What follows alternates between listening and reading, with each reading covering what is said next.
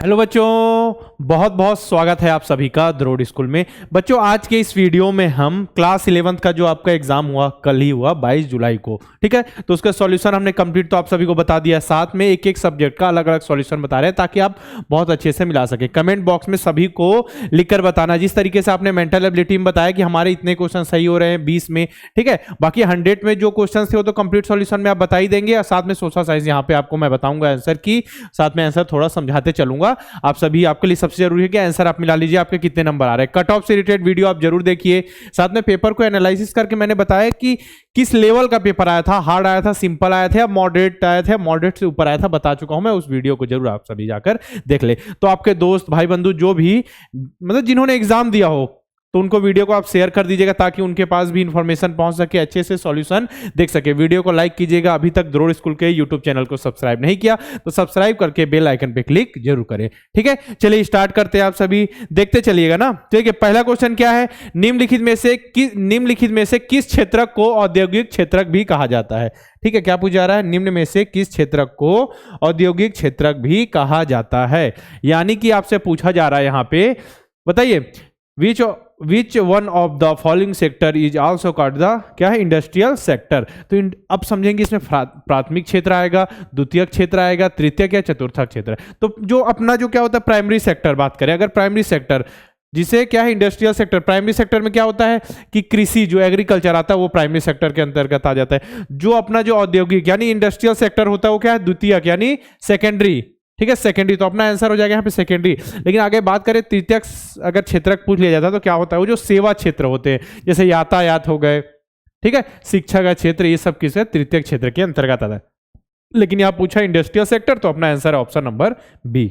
अगला देखें, अगला क्वेश्चन क्या है, देखिए which one of the following basis of public and private sector classified. तो पब्लिक और प्राइवेट सेक्टर को क्लासिफाई कैसे किया जाता है वही पूछा। निम्नलिखित में से किस आधार पर सार्वजनिक और निजी क्षेत्रकों को वर्गीकृत किया जाता है। तो आप सभी को देखिए, आपके सेट अलग हो सकते हैं तो आप सभी को केवल और केवल क्वेश्चन मिलाना है कि इसका कौन सा आंसर सही हो रहा है, ठीक है। ऑप्शन भी हो सकते हैं अलग सेट में ऊपर नीचे हो, तो ध्यान देना है कि आपको मिलाना कि कौन से क्वेश्चन का कौन सा आंसर बिल्कुल सही है। तो इसमें आएगा देखिए क्या, ऑनरशिप और ऑनरशिप, ठीक है, ऑनरशिप ऑफ इंटरप्राइजेस यानी कि उद्यमों के स्वामित्व।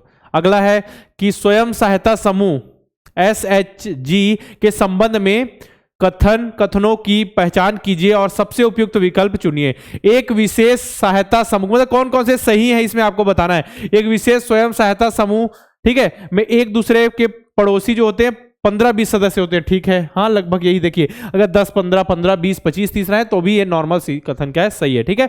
स्वयं सहायता समूह जो है का उद्देश्य लोकतंत्र के बारे में जागरूकता फैलाना है। रुकिए अभी इसको चेक करते हैं। देखिए तीनों तो हो नहीं सकते सही, क्योंकि देखिए ऑप्शन में है ना 1 या 2, 2, 3, 1 और 3 और 3 केवल, तो तीनों सही होने का चांस ही नहीं। अगला पढ़ लेते हैं, स्वयं सहायता समूह कर्जदारों को ऋणाधार की कमी से उबारने में मदद करते हैं। ऋणाधार की कमी से उबारने में मदद, जी हाँ ये तो सही है। तो देखिए लोकतंत्र जैसे नॉर्मल अगर 15-20 उसमें भी लोकतंत्र, लेकिन इसमें क्या हो रहा है बड़े लेवल पे बात नहीं हो रही, एकदम ज्यादा बड़े लेवल पे, ठीक है। तो इसको हम उस तरीके से कंसीडर नहीं करेंगे, इसलिए अपना पहला तो बिल्कुल सही है, साथ में हम तीसरे को बिल्कुल सही मानेंगे। तो 1 और 3 यानी कि ऑप्शन नंबर अपना सी बिल्कुल सही है। अगला देखें, अगला उसी का इंग्लिश लिखा हुआ है, समझ लीजिए, ठीक है, उसी का इंग्लिश में है, एक बार देख लीजिए आप। इसका ऑप्शन नंबर सी आपका करेक्ट होगा। हो गया, चलिए अगले देखते हैं। नीचे दिए गए कथनों को पढ़िए और प्रश्न का उत्तर दीजिए। भारत के एक राज्य में शिशु मृत्यु दर कम है, ठीक है, क्या बोला जा रहा है, भारत के एक राज्य में शिशु मृत्यु दर कम है। उपर्युक्त कथन से निम्नलिखित में से कौन सा निष्कर्ष निकाला जा सकता है, बताइए। राज्य का सकल घरेलू उत्पाद अधिक है, तो सकल घरेलू उत्पाद का शिशु मृत्यु दर से कोई संबंध है क्या, नहीं ना। राज्य की जनसंख्या कम है, राज्य की प्रति व्यक्ति आय औसत है, राज्य में शिक्षा और स्वास्थ्य की सेवाएं क्या है, सेवाओं की उपलब्धता है, मतलब सही है, स्वास्थ्य और शिक्षा की सेवाएं। तो ये क्या है, देखिए स्वास्थ्य से संबंधित है, तो क्या शिशु मृत्यु दर, क्योंकि स्वास्थ्य की वहां सेवाएं अच्छी उपलब्ध है। चलिए अगला देखिए, उसी का इंग्लिश में लिखा हुआ है, इन्फेंट मोर्टेलिटी, ठीक है, mortality rate of the state in India low, ठीक है, उसी को लिखा हुआ है। तो इसका आंसर ऑप्शन नंबर क्या आपका डी आ जाएगा। मिलाते चलिएगा, निम्नलिखित में से सत्ता की साझेदारी की कौन सी व्यवस्था नियंत्रण और संतुलन की व्यवस्था कहते हैं। नियंत्रण और संतुलन की व्यवस्था यानी कि क्या पूछा जा रहा है आपसे, चेक एंड बैलेंसेस ठीक है, इसे किसे कहते हैं? सत्ता की क्षैतिज वितरण। सत्ता का क्या है? क्षैतिज वितरण। देखा होगा आपने, जो सरकार है हमारी किस हिसाब से, कार्यपालिका, न्यायपालिका, विधायिका, इस हिसाब से चलती है ना, जो देखिएगा, ठीक है, उस हिसाब से आप डिवाइड करेंगे, कार्यपालिका, न्यायपालिका, विधायिका, हिसाब से क्या है? क्षैतिज वितरण यानी ऊर्ध्वाधर। क्षैतिज के मतलब है कि आपका यहाँ पे आ जाएगा हॉरिजॉन्टल, मैं ऊर्ध्वाधर कह रहा हूँ, क्षैतिज यानी कि आपका horizontal, option number B.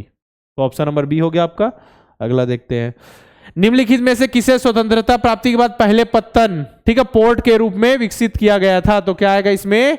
Kandla. ठीक है, तो आप सभी को कमेंट बॉक्स में लिखकर बताना है कि कांडला जो अपना पत्तन है वो कहां स्थित है, कांडला पोर्ट। ठीक है, सभी को ऑप्शन बताना है, सभी को आंसर देना है कमेंट बॉक्स में कि इस क्वेश्चन का आंसर तो मैंने आपको बता दिया, ऑप्शन ए होगा, लेकिन कहां, किस राज्य में स्थित है बताना है।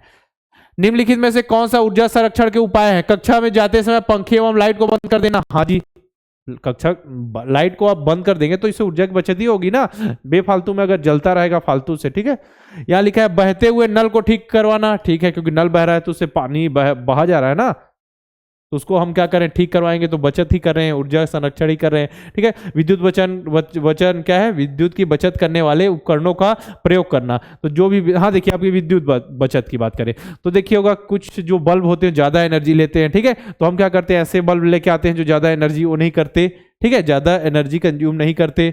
तो हम बचत कर रहे हैं ना, नए नए उपकरण, ऐसे विद्युत बचत करने वाले उपकरण लगा रहे हैं जिससे विद्युत की बचत हो, उस हिसाब से हमका ऊर्जा संरक्षण भी हमारा हो रहा है। तो तीनों हमारे सही है। अगला देखें, स्तंभ 1 का मिलान स्तंभ 2 से कीजिए। ठीक है, अब देखिए इसमें करना है क्या है? क्या है? राणा प्रताप सागर। सबसे सिंपल देखिए, सबसे सिंपल हीराकुंड कहाँ है? उड़ीसा में, मतलब ये आ गया यहाँ पे अपना 3 नंबर। ठीक है, ठीक है, तिलैया कहाँ है? झारखंड, सैनिक स्कूल तिलैया पढ़ा। ठीक है, तो उससे क्या हो गया? ये झारखंड। अब देखते हैं, सरदार सरोवर कहाँ है? गुजरात में। राणा प्रताप सागर कहाँ है? राजस्थान में। हो गया। अब मतलब क्या होना चाहिए?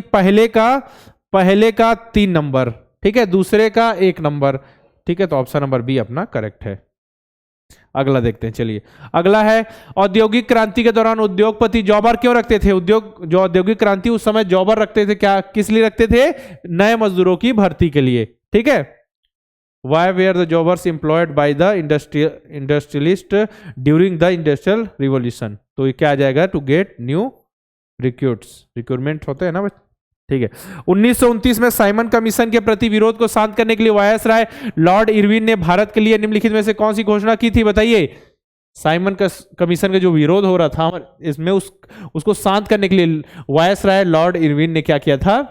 डोमिनियन स्टेट की क्या की थी? घोषणा की थी। मतलब जो सरकार की जो पावर है वो जो कि हाथ में रहेगी, 50% जो सत्ता, मतलब आधी सत्ता क्या है पूरे, वो है भारत सरकार के हाथ में, लेकिन ऐसा कुछ हुआ नहीं था। ठीक है, डोमिनियन स्टेट।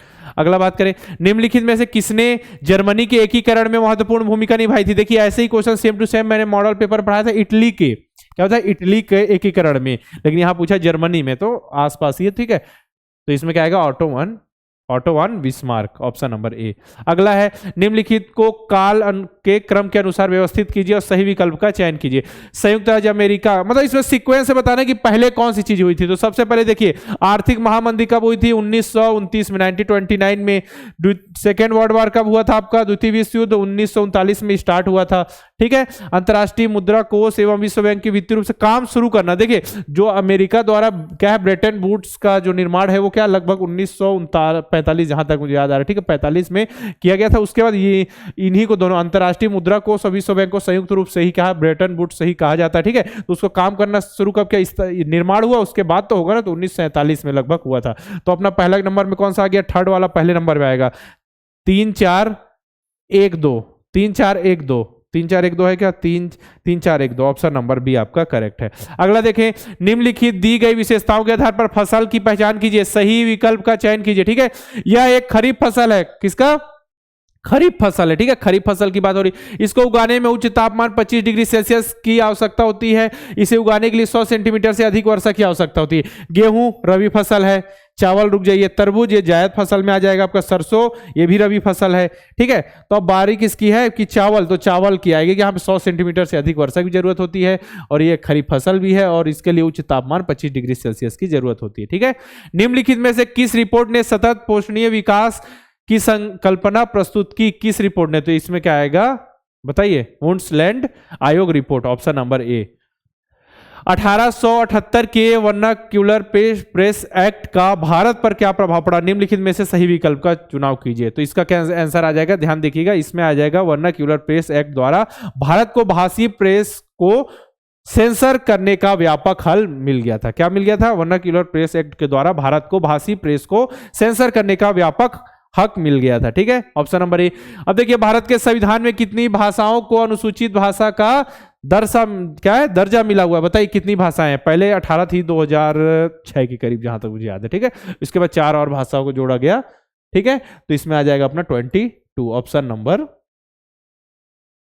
सी। अगला देखते हैं, अब अगला है, भारत में विशेष आर्थिक क्षेत्र SEZ क्यों स्थापित किए जा रहे हैं? निम्नलिखित में से सही विकल्प का चयन कीजिए। सूचना और संचार प्रौद्योगिकी के विकास के लिए, दूरसंचार सुविधाओं के विकास के लिए, विदेशी निवेश को आकर्षित करने के लिए, उपभोक्ताओं के बीच प्रतिस्पर्धा को बढ़ाने के लिए। तो क्या है इसमें? विदेशी निवेश को आकर्षित करने के लिए। जो भी है, जैसे कंपनियां, विदेशी कंपनियां आएंगी, यहाँ कम टैक्स वगैरह किया गया ताकि वो आकर्षित होकर यहाँ पे इन्वेस्ट करें। तो विदेशी निवेश को आकर्षित करने के लिए किया गया। ठीक है, ऑप्शन नंबर सी। अगला देखिए, निम्नलिखित में से कौन सा भारत में राजनीतिक दल का एक कार्य नहीं है? विभिन्न नीतियों और कार्यक्रमों नहीं है, एक चीज ध्यान रखिएगा, नहीं है पूछा जा रहा है। विभिन्न नीतियों और कार्यक्रमों को लोगों के सामने रखना, ये तो है उनका काम। ये काम है देश के लिए कानून बनाना। रुक जाइए, अभी चेक करते हैं। जनमत का निर्माण करना है। लेकिन अब 2 ऑप्शन अपने पास, बी और सी। देश के लिए कानून बनाना, अगर आप डायरेक्ट ऑप्शन रहता तो आप सभी काट देते। ठीक है, आगे ये आंसर नहीं हो सकता। अगला देखिए, सर्वोच्च न्यायालय के साथ मिलकर काम करना, ये तो हो ही नहीं सकता। ठीक है, ये हो ही नहीं सकता और नहीं पूछा गया ना। तो देश के लिए कानून बनाना मतलब देखिए, जैसे MP वगैरह होते हैं, ठीक है, संसद भवन में जाने के बाद कुछ काम वगैरह वहां जाते हैं ना, कानून वगैरह बना, इसको मान लीजिए करते हैं। ठीक है, तो ऑप्शन नंबर सी जो होगा अपना सही होगा कि नहीं करते। ठीक है, अगला देखें, निम्नलिखित में से कौन सा लोकतंत्र के संबंध में सत्य है? सही विकल्प का चयन कीजिए। लोकतांत्रिक सरकार वैध सरकार है, लोकतांत्रिक सरकार राजनीतिक समानता पर आधारित है, लोकतंत्र आर्थिक विकास की प्रत्याभूति यानी गारंटी है। गारंटी तो नहीं है। ठीक है, तो ऑप्शन नंबर 1 और 2 बिल्कुल सही होगा, ऑप्शन नंबर सी। ठीक है, अगला देखें, निम्नलिखित में से कौन सा कदम भारत के तीसरे स्तर की शासन व्यवस्था को शक्तिशाली एवं प्रभावी बनाने के लिए किया गया है? पूर्व की अपेक्षा राज्य सरकार को अधिक शक्ति है। पूर्व की अपेक्षा मतलब केंद्र सरकार, उसके ऊपर की बात हो रही है। ठीक है, तो ये नहीं है, क्योंकि इसमें क्या किया, स्थानीय शासन में, मतलब तीसरे स्तर की शासन व्यवस्था। पहले केंद्र सरकार, फिर राज्य सरकार, इसके बाद पंचायती राज स्तर पे जो क्या है, जो पावर का डिस्ट्रीब्यूशन किया है, जिस हिसाब से क्या है, जो सुख सुविधाएं हैं, जितनी भी फैसिलिटीज है, सब निम्न वर्ग तक पहुंच सके। क्योंकि डायरेक्ट, ठीक है, राज्य सरकारों को अपना राजस्व और अधिकारों का कुछ हिस्सा स्थानीय शासन निकाय को, यही आएगा अपना आंसर। ठीक है, ऑप्शन नंबर बी। अब लास्ट वाला आप सोचेंगे डी, भारत निर्वाचन आयोग द्वारा पंचायत और नगर पालिकाओं को निर्वाचन संपन्न कराने से नहीं होगा कुछ। ठीक है, शक्ति डिस्ट्रीब्यूशन यहाँ पे क्या किया, कुछ हिस्सा स्थानीय शासन निकायों को देना। तो ऑप्शन नंबर बी अपना करेक्ट है। ठीक है, हमने देख लिया, जितना भी आप सभी मिला के कमेंट बॉक्स में हमें बताएंगे कि कितने क्वेश्चन आप सभी के सही हो रहे हैं। देखिए, आपके भाई बंधु जो तैयारी कर रहे होंगे नवोदय विद्यालय क्लास 6 के लिए, तो बता कि उनके लिए यहाँ बहुत ही अच्छे से नवोदय विद्यालय क्लास 6 की तैयारी कराई जाती है। सब कुछ यहाँ मिलेगा आपको, video lectures, exercise, question, chapter test, Telegram group की यहाँ पे सुविधा है। सैनिक स्कूल की तैयारी करें क्लास 6 के लिए। ठीक है, सैनिक स्कूल क्लास 6 के लिए तो एग्जाम कब होने वाला है, जनवरी में। और अगर बात करें नवोदय क्लास 6 का एग्जाम भी कब होने वाला है, जनवरी में। ठीक है, तो जितना भी सिलेबस है सैनिक के हिसाब से, नवोदय के हिसाब से पूरा कवर किया जाएगा आप सभी का। तो हमारे सैनिक अल्फा बैच अगर सैनिक की तैयारी करें, नवोदय अल्फा बैच अगर नवोदय विद्यालय की तैयारी, सब कुछ नए सिलेबस के बेस पर होगा। रिकॉर्डेड बैच है नवोदय विद्यालय की तैयारी के लिए हमारा अर्जुन बैच। ज्यादा से ज्यादा क्वेश्चन प्रैक्टिस करने के लिए मॉक टेस्ट और मॉडल पेपर है। करना क्या है, द्रोड़ स्कूल का ऐप आप प्ले स्टोर से इंस्टॉल कीजिए, वहां आपको जितने भी कोर्सेस है सब दिख जाएंगे। ठीक है, इसमें आप सभी एनरोल कीजिए। दिक्कत आ रही, कोई परेशानी आ रही, कोई जानकारी चाहिए तो हमारे हेल्पलाइन नंबर 62603888 पर आप क्या है 361 पर कॉल करके आप इन्फॉर्मेशन ले सकते हैं। ठीक है, हेल्पलाइन नंबर आप सभी नोट कर लीजिएगा। और साथ में अभी टेलीग्राम चैनल हमारा जो ये है द्रोड़ स्कूल, माई द्रोड़ स्कूल सर्च कीजिए टेलीग्राम में जाके, उस पर आप सभी इनरोल हो जाइए। ठीक है, सभी ज्वाइन कर लीजिए, इनरोल बोल रहा हूँ मैं, ज्वाइन कर लीजिए सभी, ताकि वहाँ सबसे पहले क्या जितनी भी चीज़ें हैं सबसे पहले वहीं शेयर की जाती है। देखिए, हमने कल आपके लिए सभी सब्जेक्ट से रिलेटेड कट ऑफ सब कुछ लेके आ गए हैं ना हम आपके लिए। कमेंट बॉक्स में आप लिख दीजिए आपको जिस भी सब्जेक्ट से रिलेटेड जानकारी चाहिए, कोई टॉपिक होगा जिसके बारे में आपको जानकारी चाहिए, आप कमेंट बॉक्स में लिखिए, हम उस टॉपिक से रिलेटेड वीडियो जरूर आपके लिए लेकर आएंगे। साथ में अभी तक आपने द्रोड़ स्कूल के यूट्यूब चैनल को सब्सक्राइब नहीं किया तो सब्सक्राइब करके बेल आइकन पर क्लिक जरूर करें ताकि नोटिफिकेशन सबसे पहले आपके तक पहुंच सके। वीडियो को लाइक करना है, शेयर करना है, जो भी आपके तैयारी करें सभी तक सही जानकारी पहुंच सके, तभी अपनी आंसर मिला सके। और कट ऑफ का वीडियो आप सभी जरूर देखिए क्योंकि उसमें आपको बताया गया कि कितने नंबर पे आपके सिलेक्शन के चांसेस हैं और साथ में जो आपका एडमिशन का प्रोसेस है किस हिसाब से सब कुछ आपको बताया जाएगा। ठीक है, तो कमेंट बॉक्स में मैंने बताया कि कितने नंबर आ रहे हैं, उसको आपको सभी को जरूर बताना है कि कितने नंबर आ रहे हैं और कितने क्वेश्चन आपने सही किए, या किसी क्वेश्चन में आपको डाउट हो तो बिल्कुल आप सभी लिखकर मुझे बताइए। ठीक है, फिर मिलते हैं इसी प्रकार के वीडियो के साथ।